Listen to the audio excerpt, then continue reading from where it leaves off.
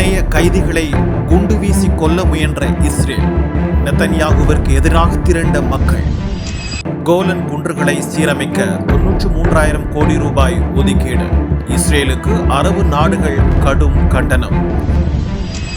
அயர்லாந்தில் உள்ள தூதரகங்களை மூட இஸ்ரேல் முடிவு.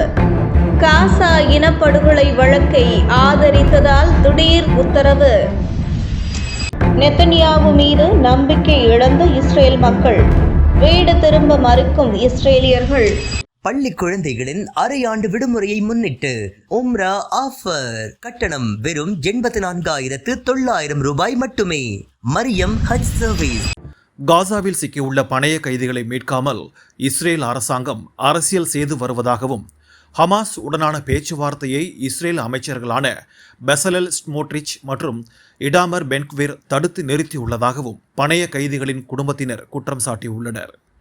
மனித உயிர்களை விட அரசியல் கருத்தாய்வுக்கு முன்னுரிமை தரக்கூடாது என்றும், ஒவ்வொரு கட்டமாக பேச்சுவார்த்தையை முன்னேற்றுவது பணைய கைதிகளின் மரணத்திற்கு வழிவகுக்கும் என்றும் வேதனை தெரிவித்துள்ளனர். உலகளாவிய பேச்சுவார்த்தைகள் மற்றும் அரசியல் பரிசீலனைகளுக்கு முற்றுப்புள்ளி வைத்துவிட்டு அனைத்து பணைய கைதிகளையும் விடுவிக்க வேண்டும் என்று வலியுறுத்தியுள்ளனர். இதனிடையே காசாவில் பணைய கைதிகளை அடைத்து வைத்திருந்த பகுதியில் வேண்டுமென்றே இஸ்ரேல் ஆக்கிரமிப்பு இராணுவம் தாக்குதல் நடத்தியதாக ஹமாஸின் அல் கசாம் படைப்பிரிவு செய்தி தொடர்பாளர் அபு ஒபைதா அறிவித்துள்ளது இஸ்ரேல் மக்களை கடும் கொந்தளிப்பில் ஆழ்த்தியுள்ளது. டெலிகிராம் பதிவு ஒன்றின் மூலமாக இந்த தகவலை பகிர்ந்துள்ள அபு ஒபைதா, இஸ்ரேல் ஆக்கிரமிப்பு படை சிறைபிடிக்கப்பட்ட பணைய கைதிகள் மற்றும் பாதுகாப்பு பணியில் இருந்தவர்களை நோக்கி பலமுறை குண்டுகளை வீசியதாகவும், அவர்கள் உயிரிழப்பதை உறுதி செய்யும் நோக்கத்துடன் தாக்குதல் நடத்தப்பட்டதாகவும் தெரிவித்துள்ளார். மேலும் இந்த தாக்குதலில் ஒரு கைதியை தவிர அனைவரும் உயிரிழந்ததாகவும் தகவல்கள் வெளியாகியுள்ளன. இஸ்ரேலின் ஆக்கிரமிப்பில் உள்ள கோலன் குன்றுகளில் குடியேற்றங்களை விரிவுபடுத்தும் திட்டத்திற்கு ஒப்புதல் அளித்துள்ளது இஸ்ரேல் அரசு. 1967ஆம் ஆண்டு இஸ்ரேலுக்கும் அரபு நாடுகளுக்கும் இடையே நடைபெற்ற 6 நாட்கள் போருக்கு பிறகு தற்போது கோலன் குன்றுகளை இஸ்ரேல் கைப்பற்றியுள்ளது. இஸ்ரேல் கோலன் குன்றுகளை சட்டவிரோதமாக ஆக்கிரமித்துள்ளது என சர்வதேச சட்டப்படி கருதப்படுகிறது. அங்கு தற்போதுள்ள மக்கள் தொகையை இரட்டிப்பாக்க வேண்டுமென்று நெதன்யாகு தெரிவித்துள்ளார். அப்பகுதியில் யூதர்கள் மற்றும் ட்ரூஸ் அரேபியர்கள் என 50,000 மக்கள் வசித்து வருகின்றனர். இந்நிலையில் தனது கட்டுப்பாட்டில் உள்ள கோலன் குன்றுகளில் கல்வி, புதுப்பிக்கத்தக்க எரிசக்தி மற்றும் புதிய குடியிருப்புகளை உருவாக்குவதற்காக $11 மில்லியன், அதாவது இந்திய மதிப்பு 93,30,00,000 ஒதுக்கீடு செய்துள்ளது. ஆசாத் நாட்டை விட்டு வெளியேறியதில் இருந்தே கோலன் குன்றுகளின் இராணுவ நடவடிக்கையற்ற பகுதிகளில் இஸ்ரேல் இராணுவம் முன்னேறி வந்தது. சிரியாவில் நடைபெற்று முடிந்த உள்நாட்டு போரை தனக்கு சாதகமாக பயன்படுத்தி இஸ்ரேல் தனது ஆக்கிரமிப்பை விரிவாக்க முயல்வதாக குற்றச்சாட்டுகள் வெளியாகின. தற்போது நெதன்யாகுவின் இந்த நடவடிக்கை குற்றச்சாட்டுக்களை உறுதியாக்கியுள்ளதால் ஒட்டுமொத்த அரபு நாடுகளும் ஆவேசமடைந்துள்ளது. இஸ்ரேலின் இந்த அறிவிப்பிற்கு கடும் கண்டனம் தெரிவித்துள்ள ஐக்கிய அரபு அமீரகம், கோலன் குன்றுகளில் குடியிருப்புகளை விரிவுபடுத்தும் இஸ்ரேலிய அரசாங்கத்தின் முடிவை பிராந்தியத்தில் பதற்றமான சூழ்நிலையை மேலும் அதிகரிக்கும் என்றும், கோலன் குன்றுகளில் குடியேற்றங்களை விரிவாக்குவது சர்வதேச சட்டத்தை தொடர்ந்து மீறும் செயல் என்றும் கண்டித்துள்ளது. மேலும் சிரியாவின் ஒற்றுமை, சுதந்திரத்தை நிலைநாட்ட ஐக்கிய அரபு அமீரகம் உறுதி பூண்டுள்ளதாகவும் தெரிவித்துள்ளது.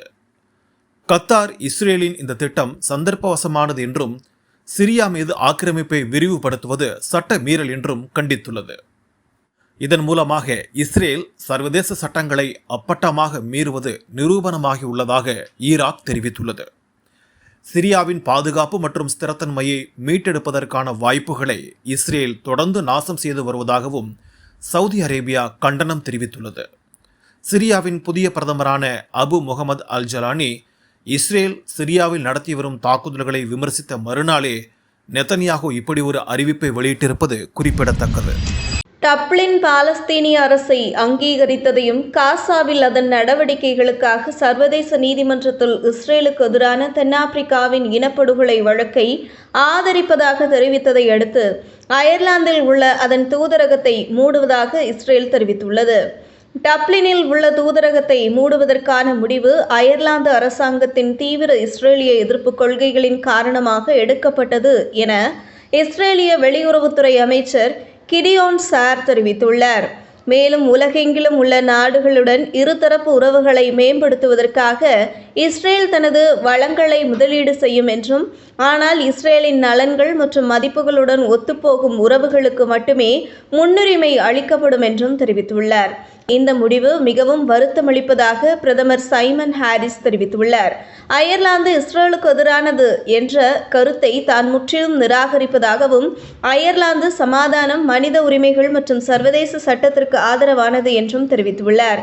மேலும் அயர்லாந்து, இஸ்ரேல், பாலஸ்தீனம் ஆகிய இரு நாட்டு மக்களும் அமைதியாகவும் பாதுகாப்பாகவும் வாழ வேண்டும் என விரும்புவதாக தெரிவித்துள்ள அவர், அயர்லாந்து எப்போதும் மனித உரிமைகள் மற்றும் சர்வதேச சட்டத்திற்காக குரல் கொடுக்கும் என்றும், எதுவும் அதை திசை திருப்பாது என உறுதியாக தெரிவித்துள்ளார்.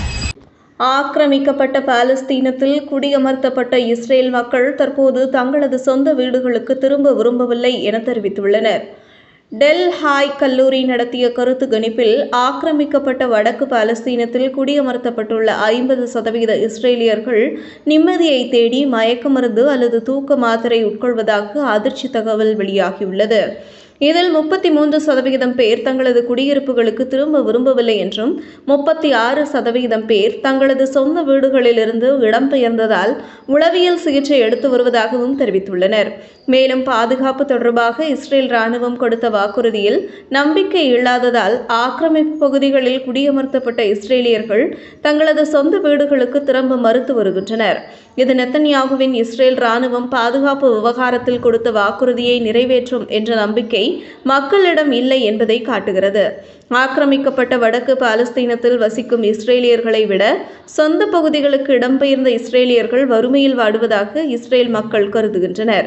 ஆனால் சொந்த வீடுகளுக்கு திரும்ப முடியாத சூழ்நிலை ஏற்பட்டுள்ளது இஸ்ரேலிய குடியேற்றவாசிகளை உளவியல் ரீதியாக கடுமையாக பாதித்துள்ளது.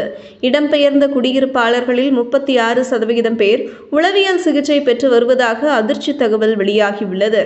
இதற்கு நெத்தன்யாகு அரசு பாதுகாப்பு மற்றும் மறுசீரமைப்பு பணிகளில் கொடுத்த வாக்கை காப்பாற்றாததே முக்கியமான காரணம் என கூறப்படுகிறது.